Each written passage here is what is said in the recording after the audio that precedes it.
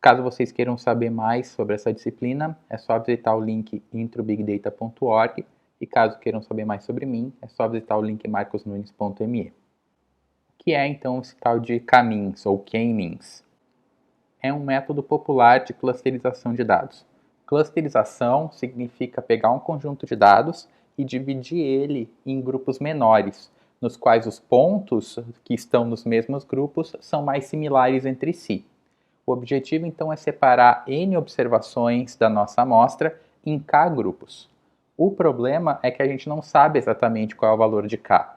Quando a gente vai resolver uma tarefa de clusterização, K é uma incógnita, a gente não sabe exatamente em quantos grupos os nossos dados vão se dividir. No K-means, cada observação vai ser designada para o grupo com a média mais próxima. Então, a gente vai calcular médias de um número de K grupos e vai determinar que cada observação vai ser aquela que estiver mais próxima dessa média. Esse método é sensível a dados anômalos e a outliers, porque ele depende da média e a gente sabe que a média é uma estatística que não é robusta em relação a outliers. Além disso, os pontos da nossa amostra podem se mover de um grupo para o outro, mas a resposta final vai depender da inicialização dos centros desses grupos. Se uma observação estiver igualmente perto de 2 ou mais centros, então o grupo vai ser decidido de maneira aleatória.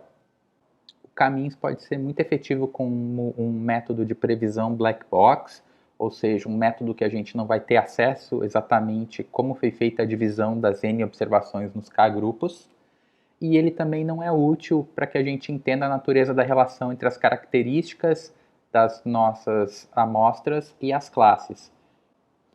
Bom, mas então como é que funciona esse tal de K-means? Vamos supor que eu tenho um conjunto de treinamento e eu consiga representar ele como uma coleção de vetores e grupos. Então eu vou ter os meus vetores x1, x2, xn, que vão ser as observações do meu conjunto de dados, e eu vou supor que cada uma dessas observações, aqui representada pelos vetores, pertence a um grupo. Esses grupos eles vão estar indexados de 1 até K, e esses meus vetores vão pertencer a algum espaço RP. Eu vou representar o meu conjunto de treinamento por pontos no espaço das características, ou seja, no espaço das minhas variáveis, também chamados de centroides. Esses centroides vão ser cada um deles associados a uma classe ou a algum grupo, e a clusterização de cada um deles é feita em relação ao centroide mais próximo. Então, eu vou obrigatoriamente ter um número de classes ou grupos igual ao número de centroides, e cada x da minha amostra vai ser relacionado ao centroide mais próximo. Portanto, os resultados do K-means vão ser diferentes dependendo do número de centroides que eu defini para o meu algoritmo e também dependendo das posições iniciais desses centroides. Vamos assumir então que eu tenho m centroides, ou seja, eu tenho m grupos, que são representados pelos vetores E1, Z2, Zm. Cada amostra do meu conjunto de treinamento, ou seja, cada elemento, vai ser designado para um dos centroides. Eu vou designar essa função, eu vou chamar essa função de designação por A, portanto, sempre que eu aplicar a função A no vetor xi, ela vai me dar um resultado j.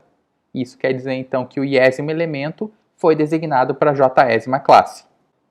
Nosso objetivo é minimizar o erro quadrático médio entre as amostras de treinamento e os seus centroides de representação. Isso é equivalente ao traço da matriz de covariância dentro de cada grupo.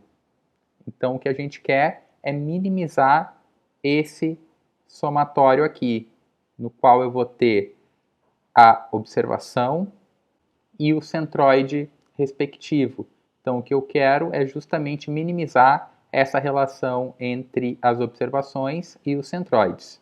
Portanto, a minha função objetivo vai ser essa função L, que vai depender de Z, que são os centroides, e A, que é a função de designação. Intuitivamente, a gente espera que as amostras utilizadas para treinamento estejam concentradas em volta dos centroides. Assim, os nossos centroides vão ser como uma representação compacta dos dados de treinamento. É como utilizar uma média amostral para representar o valor de uma amostra.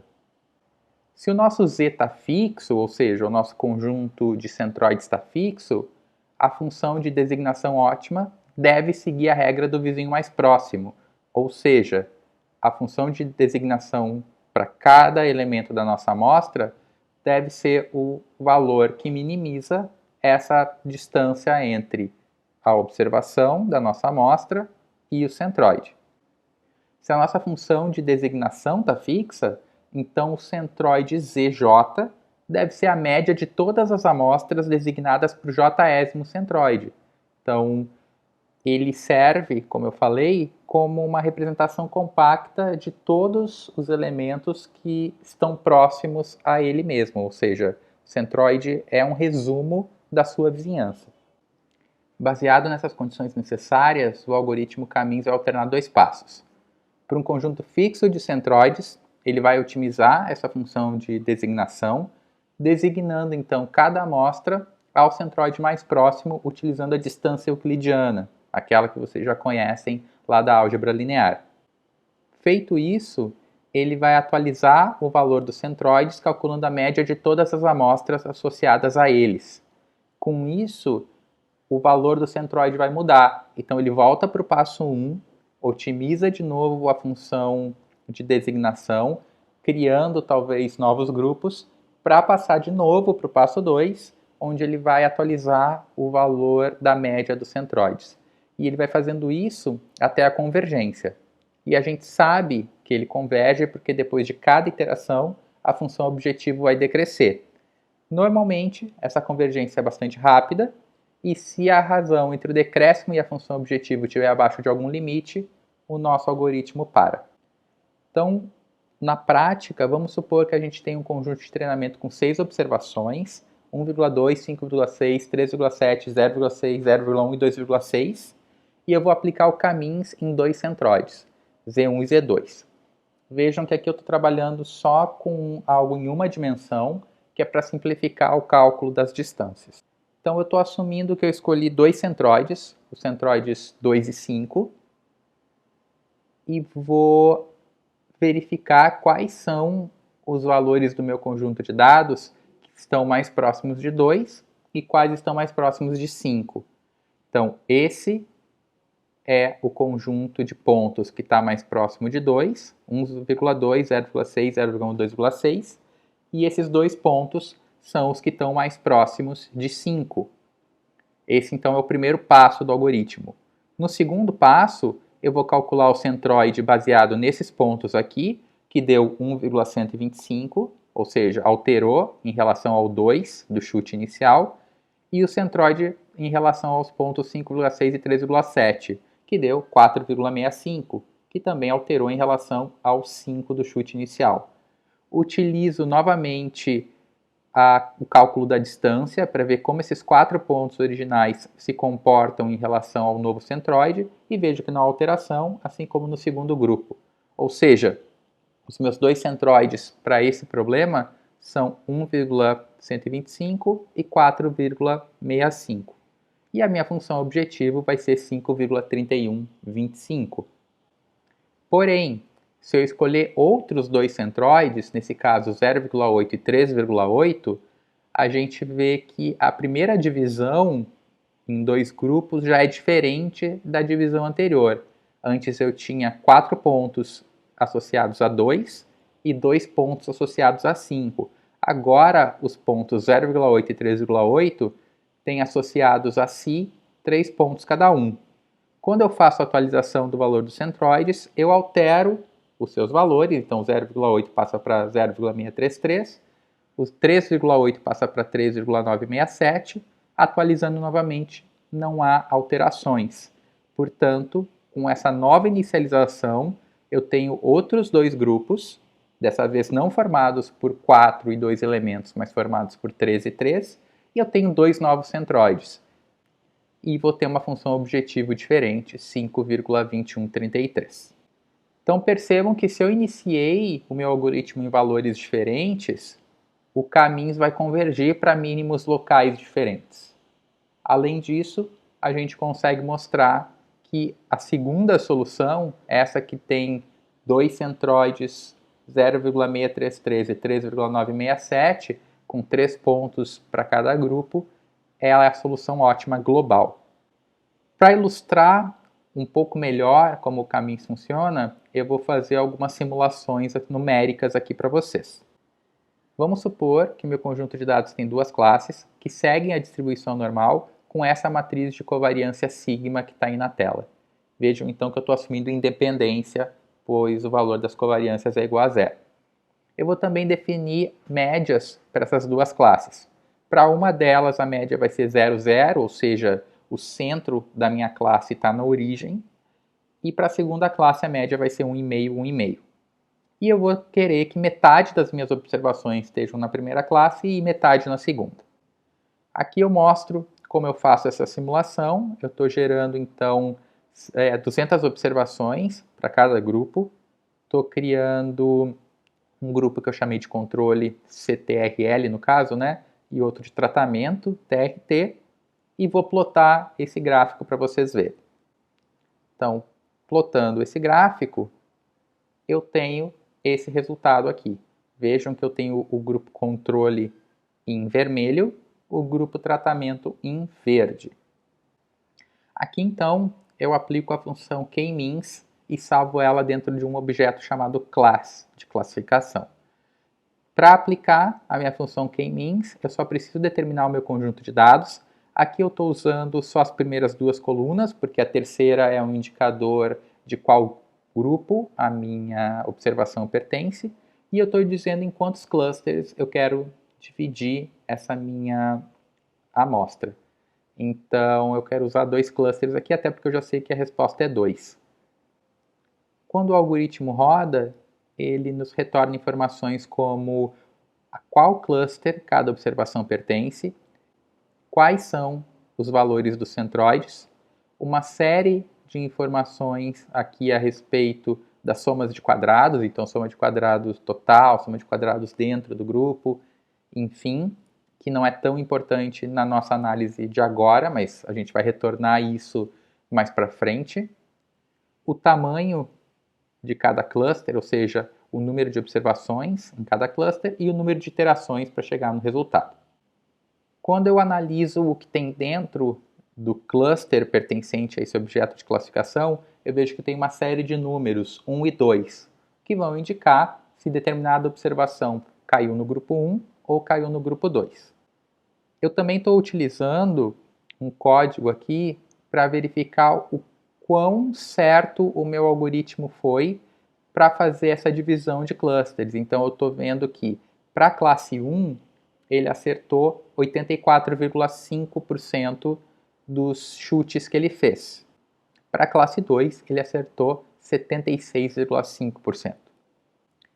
Os centros, a gente vê que estão razoavelmente próximos daqueles definidos pela simulação. Então, eu tenho aqui o primeiro centro razoavelmente próximo de 0, 0. O segundo também razoavelmente próximo de 1,5, 1,5. E aí aqui nós vemos que tem uma diferença grande, né? Eu tenho 216 pontos que foram designados para a classe 1, sendo que deveria ser só 200, e eu tenho 184 designados para a classe 2, sendo que deveria ter chegado a 200, caso não tivesse ocorrido nenhum erro. Aqui então eu vou adicionar esse resultado do cluster lá no meu conjunto de dados original para poder verificar graficamente o que está acontecendo. Com o gráfico feito, o que eu vejo, como é que eu interpreto? Eu vou interpretar a forma do ponto como o grupo original. Então, tudo que for bolinha pertence ao grupo controle, originalmente. Tudo que for triângulo pertence ao grupo tratamento, originalmente. A cor eu estou utilizando para identificar o cluster que o Camins encontrou. Então, tudo que for vermelho ele identificou como grupo 1, tudo que for verde, ele identificou como grupo 2. A gente pode fazer uma associação aqui entre vermelho, controle, verde, tratamento. Então, tudo que tiver representado no gráfico como círculo vermelho, está correto. Tudo que tiver representado no gráfico como triângulo verde, está correto. Se eu tiver um círculo verde, tem algo errado, que o algoritmo não conseguiu perceber. Se eu tiver um triângulo vermelho, tem algo errado que o algoritmo não conseguiu perceber. Então, esses são os 4 resultados que a gente pode ter. Percebam que quanto mais afastados estão os pontos em relação aos centroides, mais errado vai ter sido a designação desse ponto. Por exemplo, o primeiro centroide, que era 0, 0, está por aqui, que seria do grupo bolinha vermelha, ou seja, controle identificado corretamente como controle. A gente vê que se eu tenho bolinhas que se afastam muito disso aqui, como por exemplo essa aqui, algumas outras por aqui, então ele não conseguiu identificar que essas bolinhas fazem parte do centroide 1, 0, 0. Ele identificou como sendo parte do centroide 1,5, 1,5, que está aproximadamente nessa região. O mesmo vai valer para esses triângulos vermelhos que a gente encontra vagando desse lado mais inferior esquerdo desse gráfico. Outra coisa interessante para a gente notar aqui é que o Caminhs é um algoritmo de clusterização linear. Então percebam que aqui no meio eu tenho uma linha que divide os dois grupos. Vocês estão vendo? Ou seja, eu posso criar uma linha imaginária aqui no meio, essa diagonal, em que tudo que tiver à esquerda e para baixo dessa linha o algoritmo identificou como cluster 1, tudo que tiver à direita e acima dessa linha imaginária ele identificou como cluster 2. Agora eu vou mudar os parâmetros da simulação para ver o que acontece. Eu vou manter a mesma matriz de covariâncias, eu vou manter a mesma média para o grupo 1, mas eu vou afastar um pouquinho a média do grupo 2. Então, em vez de 1,5, 1,5, eu estou definindo como 2,5, 2,5. As probabilidades das duas classes vão continuar sendo as mesmas. Então, eu tenho metade dos pontos para a classe 1, para o controle, metade dos pontos para a classe 2, que é o treinamento. Rodei de novo a mesma simulação, só alterando, então, essa linha aqui, que é a linha da nova média do grupo 2. Agora a gente vê que os dados estão bem mais espalhados quando comparados com os dados originais. O que faz sentido, porque se eu mantive a dispersão dos dados igual e alterei as médias dos seus centros, então eles deveriam estar mais afastados. Quando eu rodo meu Caminhs, e vejam que eu estou rodando com o mesmo código aqui, mesmo conjunto de dados, usando as mesmas 2 primeiras colunas e definindo que eu tenho 2 grupos apenas, a minha taxa de acerto foi muito maior. Eu consegui 98% para o grupo 1 e 96% para o grupo 2. Os centroides estão, de novo, muito bem estimados, né? Eu tenho ali o primeiro centroide muito próximo de 0, 0, o segundo bastante próximo de 2,5, 2,5, e os número de elementos por cluster também está bastante razoável, né? Eu esperava 200 para o cluster 1, achei 204, esperava 200 também para o cluster 2, achei 196. Quando eu faço o gráfico, eu vejo que eu tenho muito menos pontos errados. Vejam que a quantidade de triângulos vermelhos e a quantidade de bolinhas verdes diminuiu muito. Então, isso indica que quanto mais afastados os pontos estiverem, os centroides estiverem, melhor vai ser essa divisão do Caminhs. E, de novo, eu tenho essa linha imaginária aqui dividindo os dois grupos. Ok, era uma simulação que, por definição, haviam 2 grupos diferentes. Mas como é que eu vou escolher o número de clusters num conjunto de dados com o qual eu coletei informações? Então, a gente já sabe como clusterizar um conjunto de dados, e isso é o que a gente chama de atividade de aprendizagem não supervisionada. A gente não sabe a resposta, a gente não sabe qual é o número correto de clusters. Essa é uma tarefa importante, porém ela é muito difícil de ser feita. Ela é importante porque imaginem que vocês têm o histórico de compras de milhares de clientes de uma loja, por exemplo, uma Amazon, e vocês queiram criar perfis diferentes para esses consumidores para mandar uma propaganda direcionada para um certo número de perfis.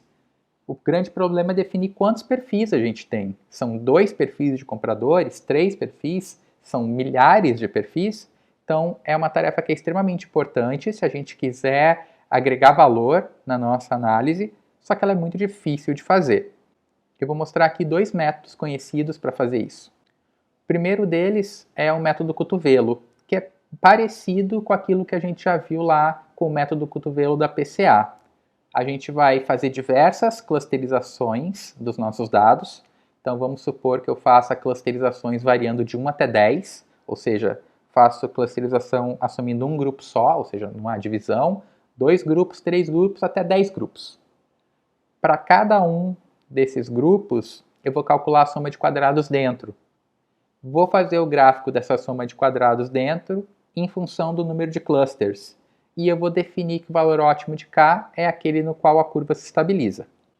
Aqui eu mostro então como eu realizo essa escolha do número de clusters utilizando a função fvis_nbclust. Em primeiro lugar, eu vou criar um objeto chamado x, que vão ser os dados do meu conjunto de dados íris, já escalados, para eu não ter esse problema com variáveis em escalas diferentes, em dimensões diferentes. E vou aplicar então essa função nesse conjunto de dados. Vejam que eu tenho no eixo x o número de clusters, variando de 1 até 10, e no eixo y eu tenho a soma de quadrados dentro total. Então isso é obtido a partir de um daqueles resultados que eu comentei dentro do objeto criado pelo Caminhos. A gente vai olhar esse gráfico e vai determinar, a partir da estabilização dessa curva, quando os decréscimos dessa soma de quadrados deixam de ser relevantes. Eles vão, na maioria das vezes, sempre decrescer. Então vejam que até mesmo com 10 clusters, esse valor aqui é menor do que com 9, que é menor do que com 8. Em alguns casos isso pode não acontecer, como aqui do 5 para o 6, mas em geral a tendência é que sempre decresça. Portanto, a gente não pode escolher o valor mínimo. A gente tem que escolher o valor no qual essa curva muda o comportamento dela, como se fosse um cotovelo, um braço no cotovelo. Nesse caso aqui, lógico que é uma avaliação subjetiva, e também porque eu estou usando o conjunto de dados íris, talvez eu tenha alguma informação a priori, né, a respeito disso, porque eu sei que são 3 grupos, né, nesse conjunto de dados, mas o 3 parece ser o ponto no qual há essa inflexão. Eu tenho uma queda vertiginosa de 1 para 2, um pouco menor de 2 para 3. Quando essa queda passa do 3 para o 4, na minha opinião subjetiva, ela deixa de ser relevante. Eu consigo ver alguém argumentar que de 4 para 5 é onde a estabilização ocorre, mas eu, dada a minha observação aqui, eu diria que é de 3 para 4. Então, para esse exemplo, eu determino que o número ótimo de clusters é 3. Uma outra maneira da gente escolher o número de clusters é através do método da silhueta. Então vamos assumir que os dados já foram clusterizados em K clusters, e aí para cada dado I, eu vou calcular AI como sendo a distância média entre esse dado I e todos os outros dados do mesmo cluster. Além disso, vou definir BI como sendo a menor distância média de I a todos os pontos em qualquer outro cluster que o I não pertença. Assim, vou definir a silhueta como sendo a diferença de B menos A sobre o máximo entre B e A. Eu posso reescrever essa expressão fazendo uma pequena álgebra aí, e aí a gente consegue perceber então que a nossa silhueta ela vai variar de menos 1 a 1. Se o valor de SI estiver próximo de 1, então I pertence ao cluster. Se estiver próximo de menos 1, então I não pertence ao cluster. O médio do SI sobre todos os dados num cluster vai servir como uma medida de quão próximos os dados desse cluster estão. Ou seja, essa média dos SI sobre todos os dados do conjunto de dados vai se tornar uma medida de quão bem os nossos dados foram clusterizados. Ou seja, quanto maior o valor de SI, melhor a clusterização que a gente fez. Para ver isso na prática, a gente vai usar a mesma função de antes, só vai alterar o método, que antes a gente tinha WSS para Silhouette. Esse é o resultado que a gente obteve. Então, a gente tem aqui 10 opções de clusterização. O máximo foi obtido para 2 clusters, que é quando a gente tem um valor de silhueta aí próximo de 0,6. Portanto, de acordo com o método da silhueta, a gente tem um número ótimo de 2 clusters para o conjunto de dados íris. Percebam que isso contradiz o que eu comentei sobre o método do cotovelo, contradiz o que a gente já sabe a respeito dos dados, mas é como eu falei, determinar o número correto de clusters é uma tarefa bem difícil. Então, pode ser que, dependendo do método que a gente escolha, a gente tenha resultados conflitantes e, algumas vezes, esses resultados podem até não refletir a realidade. Uma aplicação do K-means no conjunto de dados íris vai ser feita agora. Então, eu quero ver como é que vai ser o desempenho desse algoritmo na identificação dos clusters. Mais uma vez, percebam que, normalmente, a gente não vai utilizar clusterização em conjuntos de dados para o qual a gente conhece as classes. Eu estou fazendo isso aqui só como ilustração do método para vocês verem se ele está funcionando bem ou não. E além disso, a inicialização do algoritmo é aleatória. A maneira com a qual o R vai escolher quais são os centroides da modelagem é aleatória. Ou seja, se vocês reproduzirem os resultados aí no computador de vocês, vocês podem ter resultados diferentes dos que eu vou apresentar aqui. Estou fazendo tanto o K-means quanto a análise de componentes principais, e depois eu estou criando um objeto chamado irisplot, no qual eu vou ter meus dados originais, o resultado da análise de componentes principais, as espécies originais e a clusterização realizada, de modo que a gente consiga visualizar bem esse resultado. Estou fazendo então aqui um gráfico primeiro, com comprimento e largura da pétala, e é esse o resultado que a gente vê. Percebam que a gente tem aquele problema que ocorre quando a gente não faz a PCA. A gente tem aqui no grupo setosa vários pontos que não aparecem porque estão sobrepostos.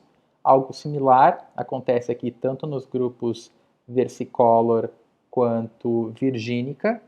E a gente tem, não sei se vai dar para ver aí na tela, mas tem aqui um quadrado e um triângulo sobrepostos.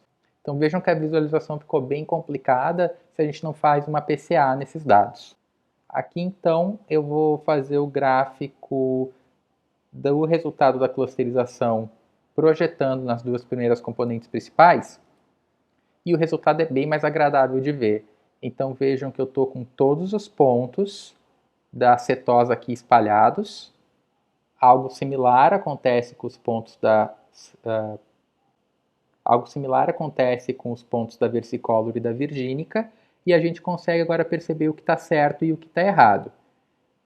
Antes da gente comentar a respeito disso, vejam que eu tenho uma linha aqui que separa o cluster 1 dos clusters 2 e 3, e eu tenho uma linha aqui que separa o cluster 2 do cluster 3. Além disso, o que a gente vai estar procurando então? Eu tenho essas 3 cores para os clusters, eu tenho esses 3 símbolos para as espécies. Portanto, bolinha vermelha, triângulo verde, quadrado azul são as clusterizações corretas. Tudo que tiver diferente disso está errado. Então, por exemplo, aqui eu tenho alguns quadrados verdes, são classificações incorretas. Aqui eu tenho alguns triângulos azuis, que são algumas clusterizações incorretas também. Aqui eu tenho, então, alguns quadrados verdes, estão vendo aqui? Isso é uma clusterização incorreta. Aqui eu tenho alguns triângulos azuis, que também são clusterizações incorretas, mas vejam que, de modo geral, todas as bolinhas e todas as setosas estão corretas. Eu não tenho nenhuma bola que não seja vermelha, eu não tenho nenhuma bolinha que não seja vermelha, e eu não tenho nenhum triângulo ou quadrado que seja vermelho. Portanto, essa clusterização aqui ficou bem ok. Mas isso é o esperado, né? Porque esse grupo ele está bem distante desses outros dois, e esses outros dois acabam se confundindo um pouco aqui na fronteira entre eles. E a gente viu na simulação que quanto mais próximos os grupos estão, maior é a tendência do Caminhos errar na atribuição de classes. Agora, então, tem os exercícios para vocês fazerem. Os conjuntos de dados que vocês vão utilizar chamam-se vendas.csv e heptato.csv. Então, vocês vão realizar análises nesses dois conjuntos de dados. Um deles vocês já conhecem lá da aula de PCA. E na próxima aula a gente vai ver um outro método de clusterização chamado clusterização hierárquica. Até lá!